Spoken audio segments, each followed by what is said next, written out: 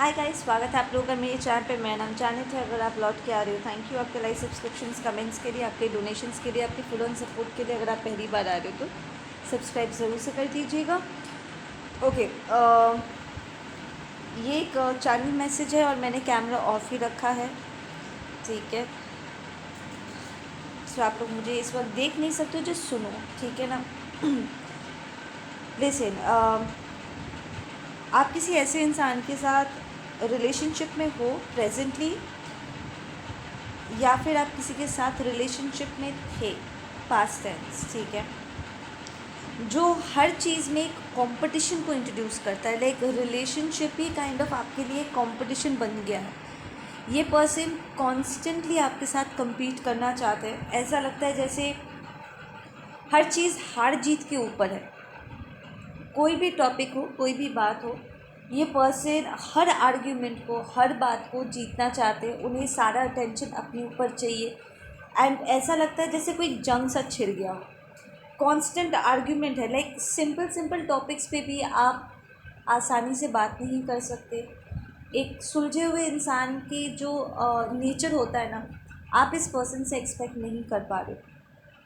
आपको प्रॉब्लम हो रही है बिकॉज़ ये पर्सन बिल्कुल भी अंडरस्टैंडिंग नहीं है। ऐसा लगता है जैसे कि गुस्सा हमेशा नाक पे चढ़ा रहता है।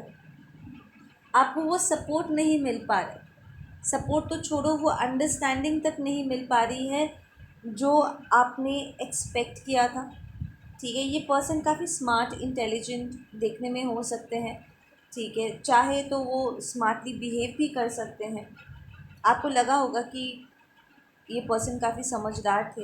एटलीस्ट उन्होंने ऐसा पोर्ट्रे किया था आपके सामने। लाइक ये आपका पर्सपेक्टिव था कि आपको लगा था कि ये पर्सन काफ़ी अंडरस्टैंडिंग है, स्मार्ट है, इंटेलिजेंट है, ठीक है, सपोर्टिव है, बातों को समझते हैं, मानते हैं एंड आप उन पर रिलाई कर सकते हो। पर जैसे जैसे रिलेशनशिप आगे बढ़ा, आपको दिखने लगा कि ये पर्सन जैसे कि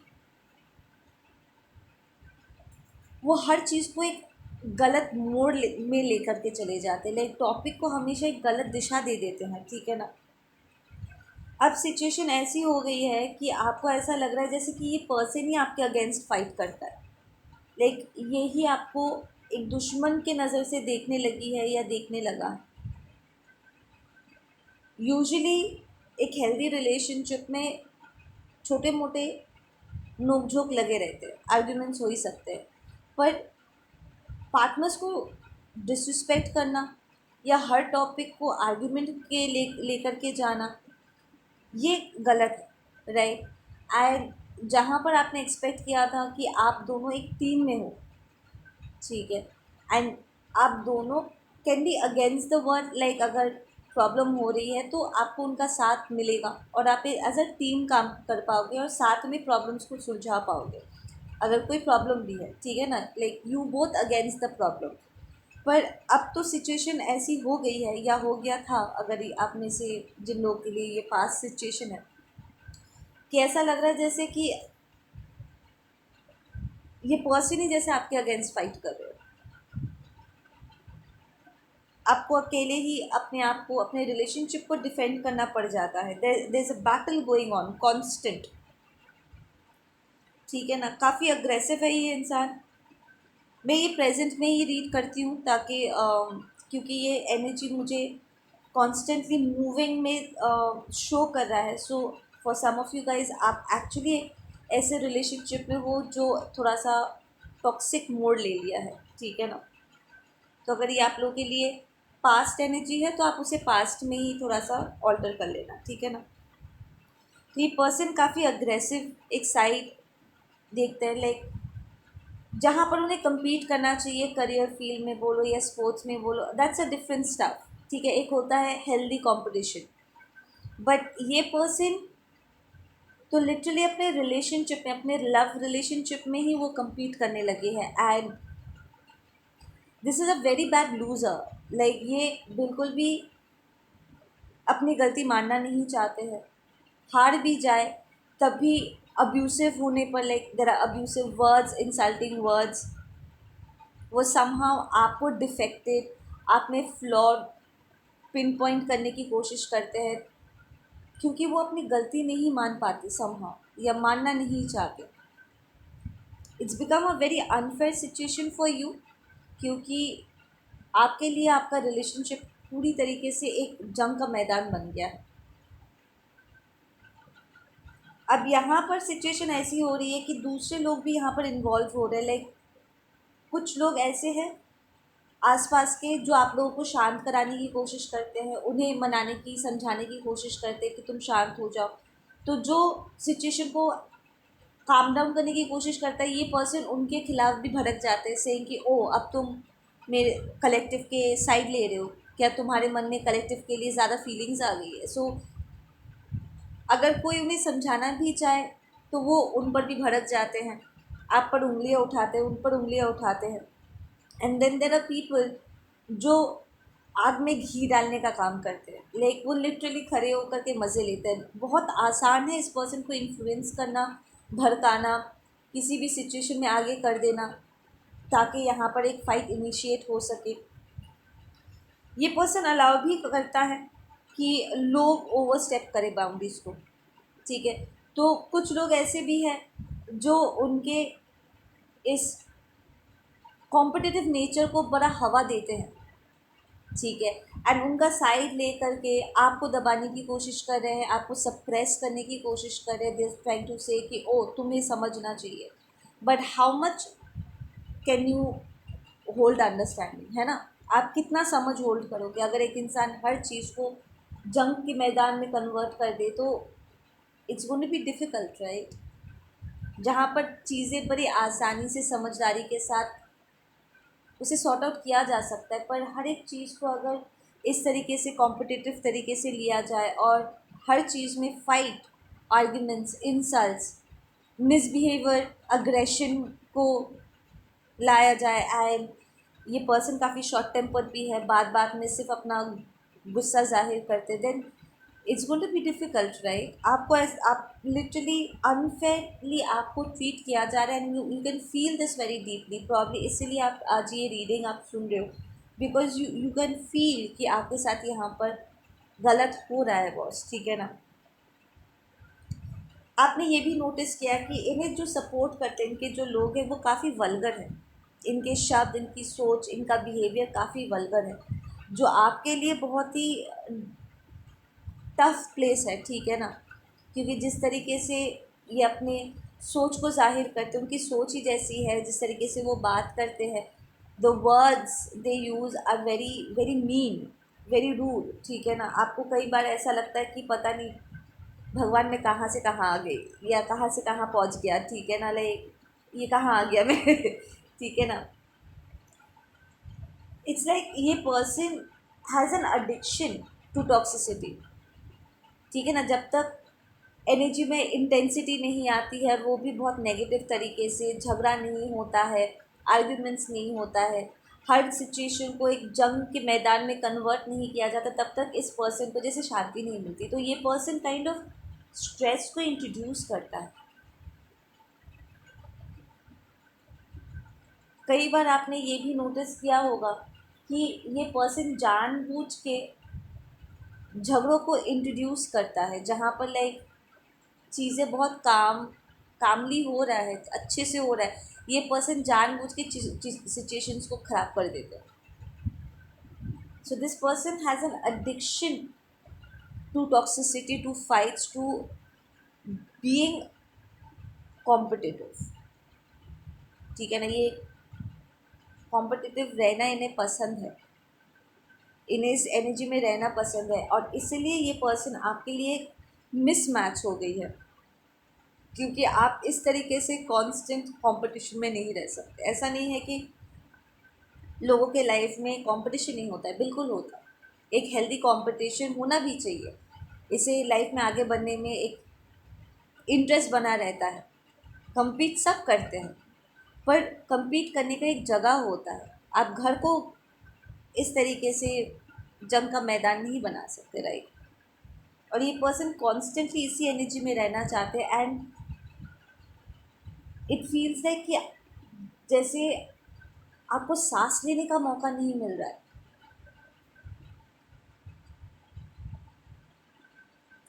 नाउ इसकी एनर्जी को जब मैंने डीपली थोड़ा एनालाइज किया, आई रियलाइज कि ये पर्सन एक्चुअली खुद अपने आप को एज अ लवेबल पर्सन नहीं देखते। उन्हें बार बार करके ऐसा लगता है कि उन्हें सर्वाइवल मोड पे ही रहना होगा, उन्हें हर चीज़ के लिए लड़ना झगड़ना होगा, उन्हें अपने आप को साबित करना होगा, अपने आप को अपने बात को ही सही साबित करना होगा। Even if they know that they are wrong, उन्हें अपने आप को हमेशा एक मैं सही हूँ वाला एक एनर्जी में उन्हें रखना होगा। This person is pretty dismissive of others. ये सिर्फ आपकी बात नहीं है, ये दूसरों के साथ भी ऐसे ही बिहेव करते हैं। ठीक है, हमेशा अपने आप को एक लीडिंग पोजीशन में देखना चाहते हैं कि मैं ही सब हूँ, मैं ही सबसे आगे हूँ, मेरे आगे और कोई नहीं है, मुझसे बेहतर कोई नहीं हो सकता है। एंड द फैक्ट कि आप थक गए हो इस चीज़ से, ये भी उनके लिए एक अनोइंग चीज़ है। It's like how dare you, तुम्हें थकने का कोई अधिकार नहीं है। You will have to fight, क्योंकि मैं तुम्हारे साथ फाइट करना चाहता हूँ, मैं तुम्हारे साथ फाइट करना चाहती हूँ। ठीक है ना, इट फील्स लाइक आप ना लिटरली भाग जाना चाहते हो उस एनर्जी से। Like you do not want to even talk to this person. तो अगर आप इन्हें अवॉइड भी करने की कोशिश कर रहे हो, ठीक है, जो जो कि मुझे आपकी एनर्जी में दिख भी रहा है, लाइक आप अवॉइड करना चाहते हो उस पर्सन को, बिकॉज आप में और एनर्जी नहीं है, आपका और मन नहीं है ऐसे एक रिलेशनशिप में रहने का। तब भी ये पर्सन आपके साथ फाइट करे कि हाउ डे यू, तुमने मेरा मैसेज का जवाब क्यों नहीं दिया, हाउ डे यू, तुमने मेरा कॉल क्यों नहीं रिसीव किया। आप नहीं रहना चाहते हो इस मैसी सिचुएशन में, पर इस पर्सन से अपना पीछा छुड़वाना भी अपने आप में एक बहुत बड़ा टास्क बन गया है आपके लिए, because you energetically very drained. ठीक है, मेंटली बहुत स्ट्रेस यहाँ पर क्रिएट हुआ है, आपके काफ़ी सेल्स बर्नड आउट हो चुका है यहाँ पर। ठीक से सोच नहीं पा रहे हो, शांति से खाना भी नहीं खाया जा रहा आपसे। For some of you guys you might be so stressed out कि आपको ऐसा लग रहा है कि आप आंखें बंद करके बस सो जाओ। पर जब आप सोते भी हो तब भी सपने में भी ये इस इंसान का झगड़ा ही आपको नज़र आता है। देखा, आप शांति से सो भी नहीं पा रहे हो, आपको मन कर रहा कि कहीं दूर चले जाओ, because this persons energy is so aggressive और ये हमेशा अटैक मोड में रहते हैं।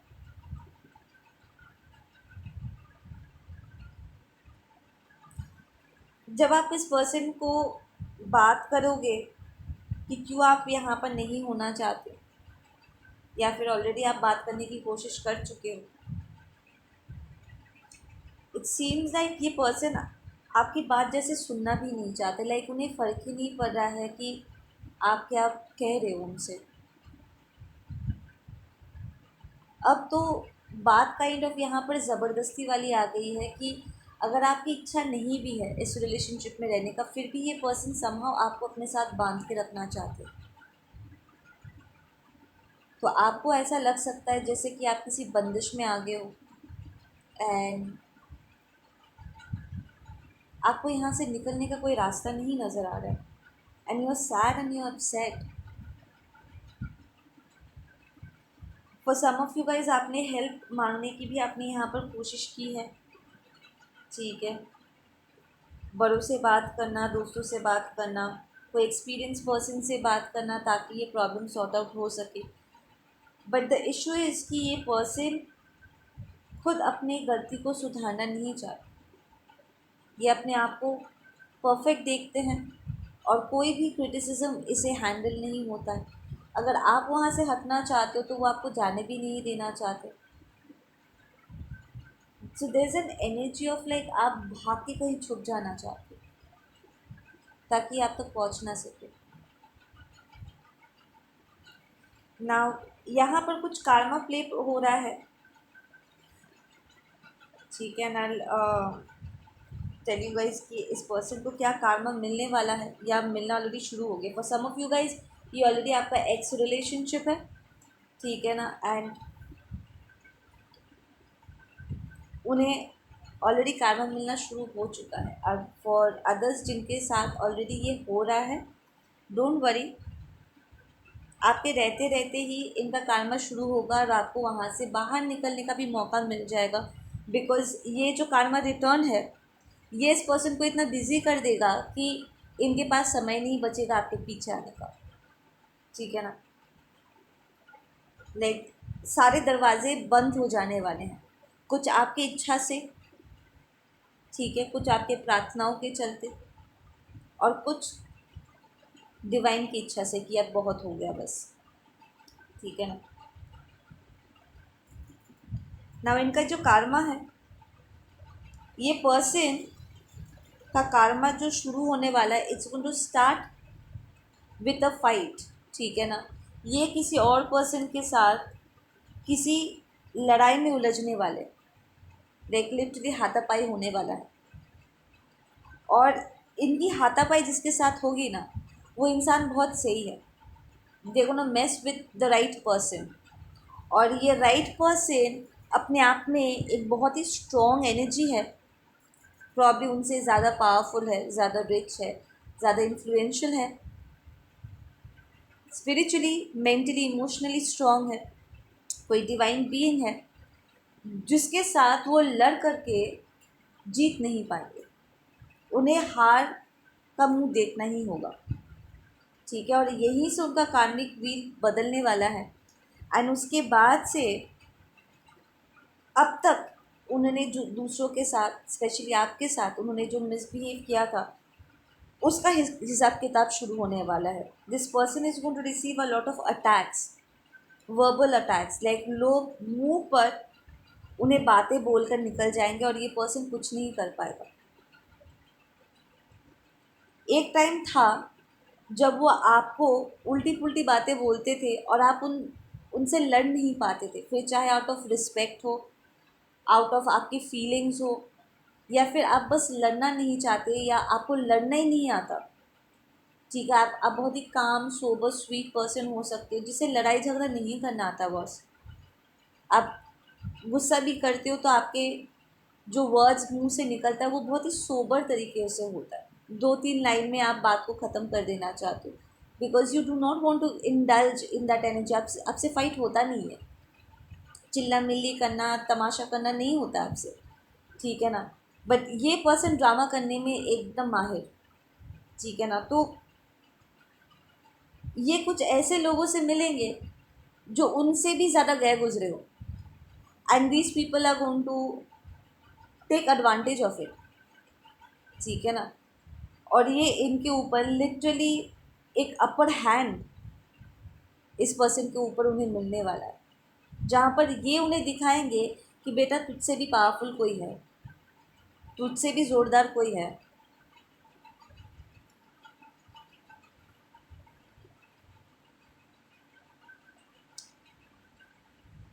देख, लोग ना लिटरली इनके मुंह पर बोल के जाएंगे कि तू बहुत रूड है भाई, तुम बहुत ही यू नो अनलाइकेबल हो। ठीक है, तुम्हें बात करने की तमीज़ नहीं है, तुम गलत हो,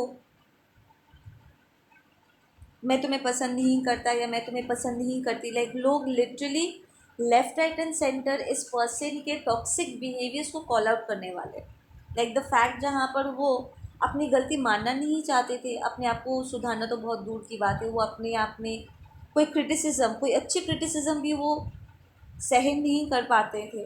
वहाँ पर लोग, अब चाहे वो माने या ना माने, लोग लिटरली विथ कॉन्सिक्वेंसेस उन्हें मुंह पर बोल के जाएंगे कि हम तुम्हें पसंद नहीं करते हैं, इसलिए हम तुम्हें सपोर्ट नहीं करेंगे, हमें तुम नहीं चाहिए, तुम बहुत रूड हो, तुम बहुत ही आई डोंट नो एक्सेप्टेबल नहीं हो, तो हम तुम्हें काम पे नहीं रखेंगे, तुम जा सकते हो।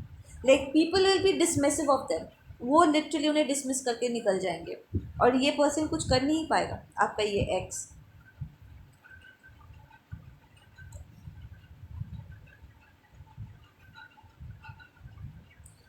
लिटरली लोग उन्हें ये भी बताएंगे कि तुम एक बहुत ही बैड कॉम्पिटिटर हो, तुम्हें हर चीज़ में लड़ाई झगड़ा करना है, और अगर हार भी जाओ तो तुम अपना हार नहीं मान सकते,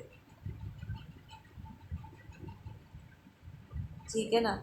सो people are going to be calling them कि तुम बहुत ही अनहेल्दी तरीके से compete करते हो, तुम चीटिंग करते हो। अगर तुम्हें लड़ना भी है, compete भी करना है, अपनी क्षमताओं को आप तुम्हें पावर डिस्प्ले करना है, शक्ति प्रदर्शन करना है, अपने पोटेंशियल का प्रदर्शन करना है, तुम करो, पर तुम चीटिंग नहीं कर सकते कंपटीशन में। ये पर्सन बहुत ही अनहेल्दी तरीके से compete करता है, चीटिंग करता है, गलत रास्तों का इस्तेमाल करते हैं, तो people are going to be calling them out, saying कि नहीं, हम तुम्हारे साथ काम नहीं कर सकते, या हमें तुम्हें तुम्हारी जगह दिखानी पड़ेगी, बिकॉज हम तुम्हारे साथ इंसानियत या सोबर तरीके से हम तुम्हारे साथ डील नहीं कर सकते, हमें तुम्हें शंट करना ही होगा, क्योंकि तुम एक बैड कॉम्पिटिटर हो। तुमने यहाँ पर एक हेल्दी कंपटीशन को गंदा माहौल में कन्वर्ट कर दिया है। तुम सज़ा के लायक हो, हम तुम्हारे साथ compete नहीं करेंगे, बल्कि अब तुम्हें सज़ा मिलेगी, कॉन्सिक्वेंसेस झेलना पड़ेगा, because you're a bad competitor. तो लोग इन्हें शट डाउन करेंगे, एंड इस पर्सन को समझ में नहीं आएगा कि वो सिचुएशन को कैसे हैंडल करे, इसकी बोलती बंद कर दी जाएगी। इनफैक्ट इसके लाइफ में रोमांटिक वाइज, चाहे वो मेल हो या फीमेल हो, इसके लाइफ में कोई रोमांटिक पर्सन एंटर करने वाला है जो बिल्कुल इसी की तरह टॉक्सिक है, और ये इसे समझने में गलती करने वाला है। इसे लगेगा कि ये आपकी तरफ कलेक्टिव, उसे लगेगा कि अरे ये तो बहुत सोबर सी स्वीट सी पर्सन है, तो मैं जो चाहे वो कर सकता हूँ, या मैं जो चाहे वो कर सकती हूँ इसके साथ। उसे लगा था कि ये उसका अगला शिकार है, ठीक है ना, बहुत अमेजिंग है, बेहतर है, प्रॉब्ली आपको नीचा भी दिखाएंगे या दिखा चुके हैं, कंपेयर करके आपको बुरा महसूस करा दिया है कि जो तुम कभी नहीं बन सकते, अब मेरा न्यू पार्टनर वैसा ही है, ठीक है ना। तो they might have made you feel bad, but twist यहाँ पर ये है कि इनका ये जो नया पार्टनर है बिल्कुल उसी की तरफ मैनिपुलेटिव है, और उससे भी बेहतर है इसमें, इस मैनिपुलेशन में। उसे you can call this person monster spouse, monster bride हो या मॉन्स्टर ग्रूम बोलो। अगर आपको आपका ये एक्स एक शैतान की तरह नज़र आता था, एक अग्रेसिव टॉक्सिक पर्सन की तरह दिखता था, सोचो इससे भी 10 गुना ज़्यादा इसका नया पर्सन है, रोमांटिक पर्सन, जो पहले पहले अपने आप को बहुत स्वीट सा प्यारा सा दिखा रहे थे, हाँ, डाउन टू अर्थ, एकदम छुई मुई सा दिखा रहे थे। शादी के बाद या इंगेजमेंट के बाद या फिर लॉन्ग टर्म कमिटमेंट में जाने के बाद, जहाँ पर द मोमेंट जहाँ पर इस नए पर्सन को लगेगा कि अब सबको पता है, और ये पर्सन आपका ये एक्स इन्हें छोड़ के कहीं नहीं जा सकते, उन्हें कमिटमेंट निभाना पड़ेगा, ठीक है, वो अपना हाथ नहीं छुड़वा सकते, क्योंकि अब सबको पता चल गया है रिलेशनशिप के बारे में, और इसका ईगो, इसका इमेज में आ गया है ये बात कि अगर ये अब रिश्ता ख़त्म करता है या ख़त्म करती है तो लोग उस पर उंगली उठाएंगे, ठीक है ना, लोग दो बातें करेंगे। तो अपनी इमेज को मेंटेन करने के लिए वो इस मैरिज को तोड़ नहीं सकते, या इस रिलेशनशिप को वो ख़त्म नहीं कर सकते, और जहाँ पर ये बात एकदम मजबूती से क्लियर हो जाएगा ना, तब इसका ये नया पार्टनर अपनी असलियत में आएंगे, और ये उससे बच के निकल नहीं सकते। जैसे आपको लगा था ना कि जैसे कि आपके पैरों में किसी ने जंजीर बांध दिया है और आप अपने आप को वहाँ से निकाल नहीं पा रहे, आपके इस एक्स को लिटरली एक सोने के पिंजरे में डाल दिया जाएगा बाय दिस नया पर्सन, और ये यहाँ से बाहर नहीं निकल सकते, वो छोड़ भी नहीं पाएंगे, वहाँ पर रह भी नहीं पाएंगे। There is a very self observed वाली एनर्जी। उनका ये जो नया पार्टनर है बहुत ही सेल्फिश, सिनिकल और बहुत ही सेल्फ ऑब्सेस्ड है। इसे अपने सिवाय किसी के बारे में, उसके पास समय नहीं है किसी और के बारे में सोचने के लिए, ठीक है ना। This is more like Karma पे बैक। और ये नया पर्सन उनका कार्मा है, ठीक है ना। और ये नया पर्सन उन्हें ऐसे काटेंगे, ऐसे ऐसे तरीके से काटेंगे जहाँ से कहते हैं ना, काटो तो खून भी ना निकले, ऐसा वाला सिचुएशन हो जाएगा। देख वो हर्ट करेंगे पर आपके पर्सन एक उफ भी नहीं कर सकते, इजाज़त नहीं है उन्हें, आज्ञा नहीं है उन्हें कंप्लेन करने का या अपने प्रॉब्लम को शेयर करने का, एक उफ भी करने का उन्हें परमिशन नहीं है। आपका ये एक्स अब उसी पोजीशन में है जहाँ पर उन्होंने आपको डाला था। There is going to be a lot of मैं भाग नहीं सकता पर मैं रुक भी नहीं सकता, ठीक है ना, ऐसा वाला एक सिचुएशन।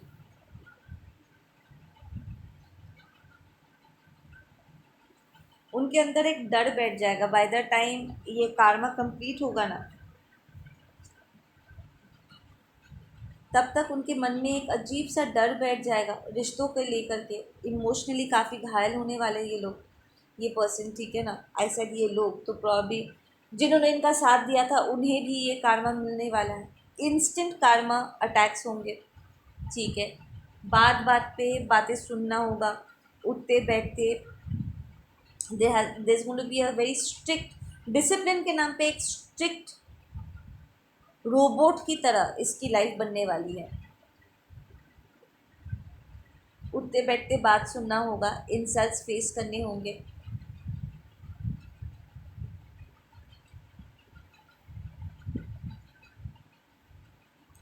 इस पर्सन में ना बहुत एरोगेंस था हमेशा से, और ये काफ़ी मैनिपुलेटिव भी थे। बात बात पे बात को घुमा देना, जब उन्हें लगता था कि वो हारने वाले हैं तो वो टॉपिक बदल के आपके विषय में कर देते थे पूरे टॉपिक को, और जानबूझ के आपकी किसी कमज़ोरी को सामने लेकर के आते थे या ज़बरदस्ती कोई और टॉपिक को खींच के लेकर के आते थे ताकि सबके सामने उनकी गलती एक्सपोज ना हो जाए। तो एक्चुअली जो टॉपिक है उससे वो हट के किसी और टॉपिक में वो बात करना शुरू कर देते थे ताकि आपकी गलती हाईलाइट हो, ठीक है, और सब ये भूल जाए कि इन्होंने क्या किया था। बट अब इनका जो नया पार्टनर है इसे फंसाएंगे या फंसा रहे हैं ऑलरेडी, जानबूझ के इन्हें फॉल्स सिचुएशन में डाल करके इनमें गिल्ट इन्फ्यूज़ किया जा रहा है ताकि इन्हें सप्रेस किया जाए। तो कई बार जब आपका ये एक्स कुछ गलत नहीं भी करेंगे तब भी ये लोग उन्हें बातें सुनाने वाले हैं, तब भी उन पर एक प्रेशर बिल्ड करने वाले हैं। आपके इस एक्स को गुस्से का एडिक्शन था, ठीक है ना, पर अब वो अपने गुस्से को और एक्सप्रेस नहीं कर पाएंगे। वो हमेशा से अपना गुस्सा, अपना अग्रेशन दूसरों पर जाहिर करते थे ना। I am getting for some of you guys, उन्होंने आप पर एक दो बार हाथ भी उठाया था, फिज़िकली आपको अब्यूज़ किया था। If you guys were married तो सेक्सुअली अब्यूज़ किया था आपको, और आपको कंप्लेन करने की भी परमिशन नहीं थी, राइट। बट नाउ ये पर्सन अपने गुस्से को एक्सप्रेस नहीं कर सकता, उसके अपने गुस्से को निगलना पड़ता है और ये गुस्सा उसको अंदर ही अंदर जलाता है। This person has been silenced. इसे बार बार करके अपने नए पार्टनर के सामने हारना होगा, झुकना होगा। ये हमेशा चीख के चिल्ला करके दूसरों पर अपना जोर आजमाते थे, पर इनका नए पार्टनर के आगे इनका कोई जोर, कोई बस नहीं चलने वाला है। इनका नया पार्टनर उनके आवाज़ को दबा देंगे और उन्हें बार बार करके हार का सामना करना होगा। ना इस पर्सन को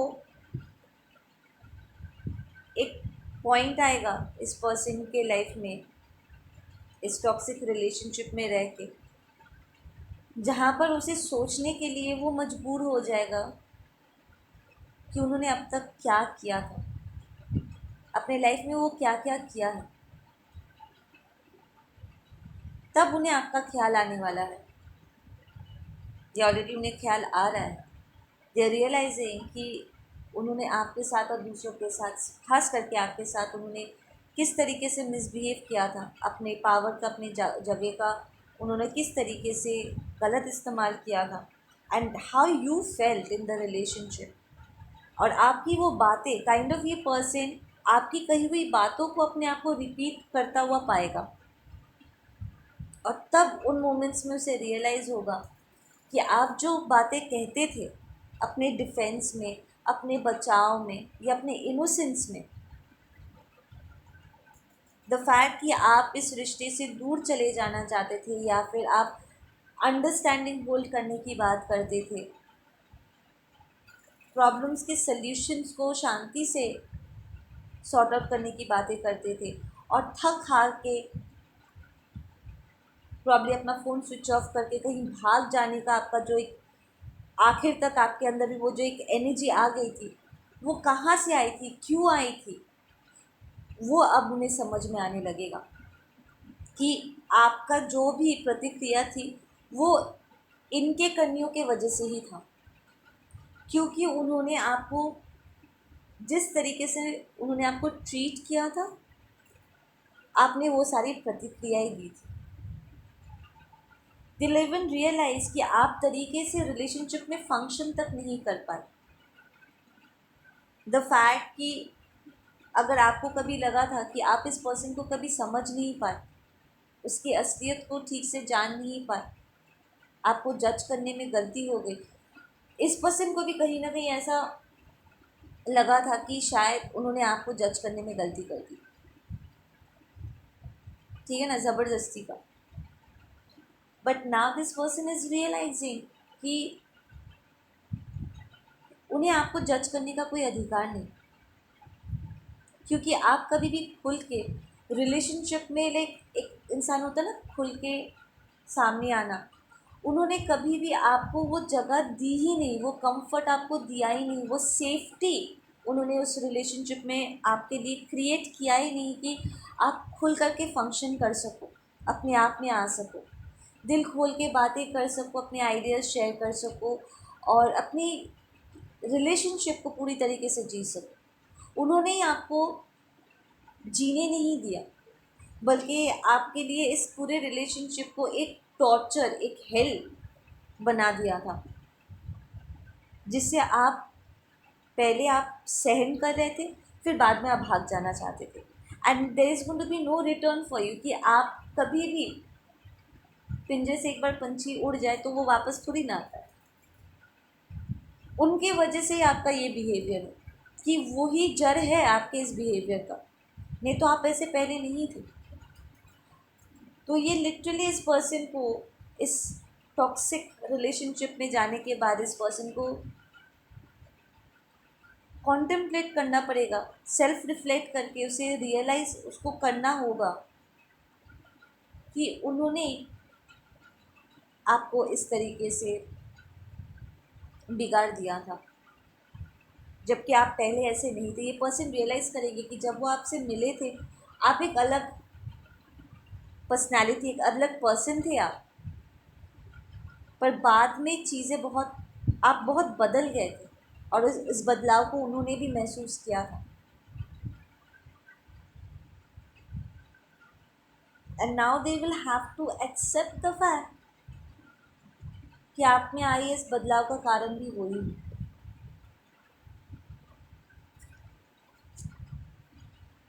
नव इनका जो नया पार्टनर है, ये स्ट्रांगली इंफॉर्मेशन आया कि उसका नया पर्सन नार्सिसिस्ट है, आपका एक्स नार्सिसिस्ट है। ये प्रॉब्ली आपने रिकग्नाइज किया होगा कि इसमें बहुत टॉक्सिक नार्सिसिस्टिक ट्रेड्स है, ठीक है। बट आपका एक्स नार्सिसिस्ट नहीं थे, ईगोइस्टिक था। फटकार पड़ी ना तो वो रास्ते पर आएंगे, पर तब तक आप बहुत आगे निकल चल जाओगे या ऑलरेडी बहुत आगे निकल गए हो। आपने डाउट किया था कि इस पर्सन में काफ़ी नार्सिसिस्टिक ट्रेड्स है, बट कंफर्म आप नहीं कह सकते थे कि ये नार्सिसिस्ट है भी कि नहीं, ठीक है। बट इनका जो नया पार्टनर है, जो उनका कार्मा है, वो पक्का एक नार्सिसिस्ट है, ठीक है ना। और उसकी ब्रूटैलिटी, उसकी कठोरता एक नेक्स्ट लेवल की है बॉस, जिससे बचा नहीं जा सकता। और ये नया पर्सन उन्हें लिटरली उनके घुटनों पर ला करके छोड़ेंगे। ये पर्सन ठीक से खा पी नहीं पाएगा, लाइक जैसे आपकी हालत हो गई थी ना, आप ठीक से खा पी नहीं पा रहे थे, सो नहीं पा रहे थे, इसकी हालत आपसे भी बदतर होने वाली है। इनटू 10 आई एम हियरिंग, ठीक है ना। तो आपकी जो सिचुएशन थी उससे 10 गुना और बढ़ा दो, तो जो है आपके इस एक्स के वही हालत होने वाली। दे कांट ईट, बार बार करके उनकी गाड़ी ख़राब हो जाएगी। उन इट्स लाइक चीज़ें होने के बावजूद ही वो उसका इस्तेमाल नहीं कर सकेंगे।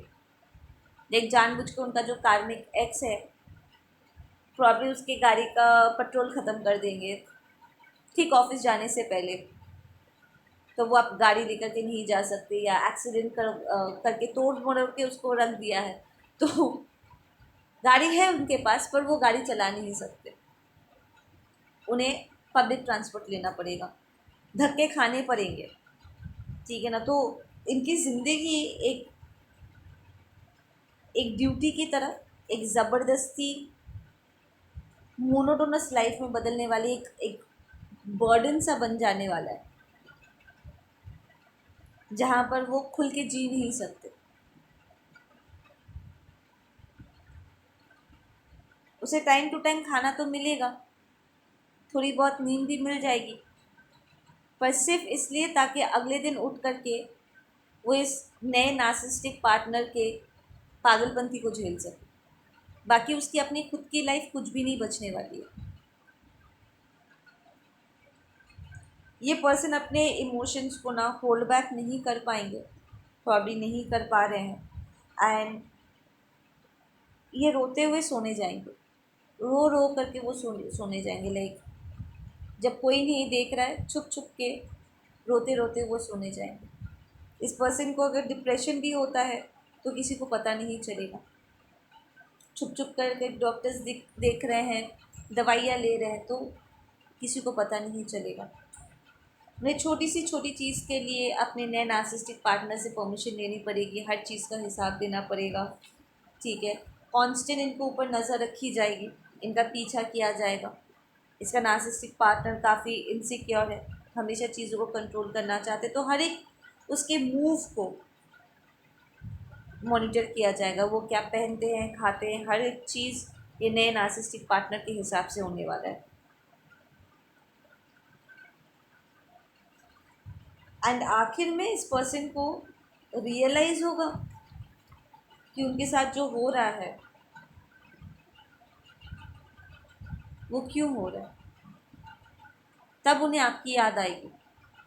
For some of you guys ये पर्सन अगर डायरेक्टली आपसे मिल नहीं सकते बिकॉज इनके ऊपर नज़र रखी जाती है, इनका जो नार्सिसिस्टिक नया पार्टनर है बहुत ख़तरनाक है, तो ये प्रॉब्ली आपसे कनेक्ट नहीं कर पाएंगे, डायरेक्टली आपको मैसेज फ़ोन नहीं कर सकते, नहीं तो आप भी प्रॉब्लम में आ जाओगे, या फिर आप ऑलरेडी ब्लॉक कर चुके हो तो ये आप तक पहुंच नहीं सकते। पर ये दिन में 3 बार 4 बार करके प्रार्थना करके माफ़ी ज़रूर मांगेंगे कि किसी तरीके से आप उन्हें माफ़ कर दो, ताकि वो इस कार्मा पे बैक से बच जाए,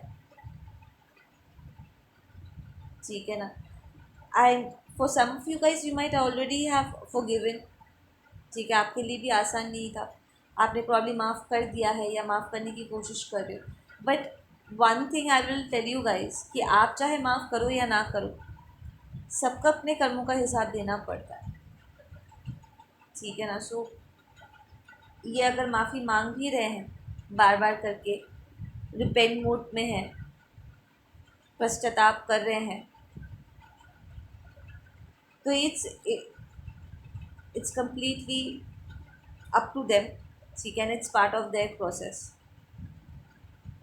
कि वो अपनी गलती को मान रहे हैं, उसको सुधारने की कोशिश कर रहे हैं। कैसे सुधार रहे हैं, कितना हद तक उन्हें अपनी गलतियों को समझ हुई है, अगर कुछ और भी है जो उन्हें समझना बाकी है, बिकॉज ये पर्सन बहुत ही ईगोइस्टिक और एरोगेंट, बहुत ही रूड रहा है, काफ़ी ब्रूटल रहा है, ठीक है। तो ये तो टाइम के साथ ही वो कितना सीख पाएंगे और कितना नहीं, कितना टाइम लगेगा, वो सब उनके ऊपर है। There is nothing you can do about it. तो ये उनका कार्मा रहेगा। और आप लोग अपना ध्यान रखो, डोंट बी सरप्राइज्ड अगर इनडायरेक्टली इस पर्सन की एनर्जी आपको पिक होती है, आपको ऐसा फील होता है जैसे कि वो आपसे माफ़ी मांग रहे हैं सपने के ज़रिए, या आप उसकी एनर्जी फील कर पा रहे हो, या किसी दिन वो आपको मैसेज कर बैठते हैं किसी अननोन नंबर से, या फिर कोई दूसरा पर्सन लाइक जो आप दोनों को जानते थे, म्यूचुअल कोई फ्रेंड वगैरह, आप तक ये मैसेज लेकर के आता है और सजेस्ट करते हैं बातों बातों में कि अगर किसी ने तुम्हारे साथ गलत किया तो उसे माफ़ कर दो बेटा, माफ़ कर दो बेटी, कहते हैं। तो डोंट बी सरप्राइज्ड, क्योंकि मोस्ट प्रॉब्ली ये उनके तरफ से ही आपको सजेस्ट करें, क्योंकि उन्हें भी कहीं ना कहीं लगेगा कि शायद अगर आप माफ़ कर दो तो उन्हें थोड़ी सी राहत मिले। पर यूनिवर्स उस तरीके से काम नहीं करता है ना। क्योंकि जब जिसे जो सबक यूनिवर्स सिखाना चाहते हैं, वो जब तक सीखते नहीं हैं तब तक वो अपनी गलतियों को दोहराते रहते हैं और उन्हें ठोकर लगती रहती है। So there's nothing you, me or anybody else can do about it. ये ग्रोइंग आपका प्रोसेस है। ओके गाइस, आप लोग अपना ध्यान रखो। मैं मिलती हूँ आप लोगों से अपने अगले वीडियो पे। Take care, bye.